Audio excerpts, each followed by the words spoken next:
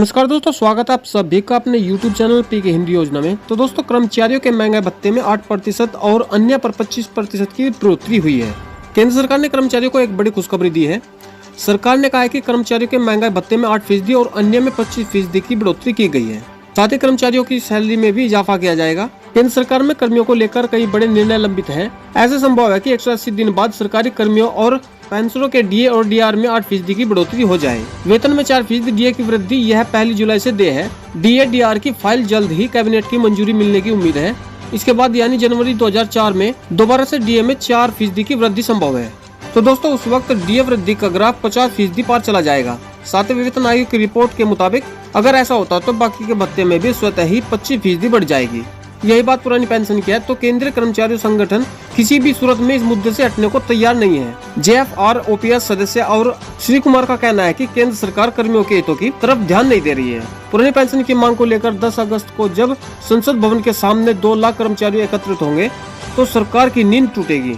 केंद्र सरकार में कर्मियों को 42% की दर से डीए मिल रहा है। मौजूदा समय में यह महंगाई की दर को देखते हुए इसमें 4% की वृद्धि संभव है। इसके बाद जनवरी 2004 में भी 4% बढ़ोतरी हो सकती है। श्री कुमार बताते हैं कि संसद में वित्त राज्य मंत्री पंकज चौधरी ने मंगलवार को बताया कि 8वें केंद्रीय वेतन आयोग के गठन की कोई योजना नहीं है। केंद्र सरकार इस संदर्भ में विचार नहीं कर रही है। ये सरकार की मनमर्जी ही है। 7वें वेतन आयोग की सिफारिश की थी कि केंद्र में पे रिवाइज हर 10 साल में ही हो। यह जरूरी नहीं है।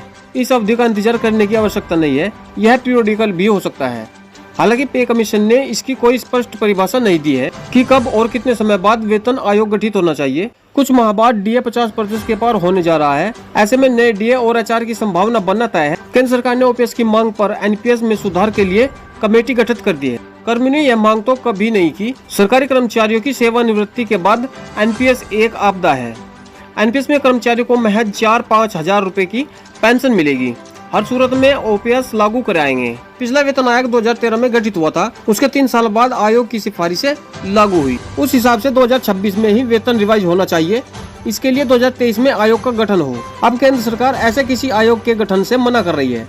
संसद में इस मुद्दे पर जो सवाल जवाब हुए उनमें कहा गया है कि जनवरी 2016 से जनवरी 2023 के बीच कर्मियों के वेतन और पेंशन में 42% की वृद्धि हुई है। इस अवधि के दौरान देश में प्रति व्यक्ति आय 111% बढ़ी है। वित्त मंत्री पंकज चौधरी ने कहा, मुद्रास्फीति के कारण वेतन और पेंशन असली मूल्य है। वित्त राज्य मंत्री पंकज चौधरी ने कहा, मुद्रास्फीति के कारण वेतन और पेंशन के असली मूल्य में जो कटौती होती है उसे पूरा करने के लिए डीए डीआर दिया जाता है। अब डीए 42% हो गया है। प्रति व्यक्ति आय की 3 गुना हो गई।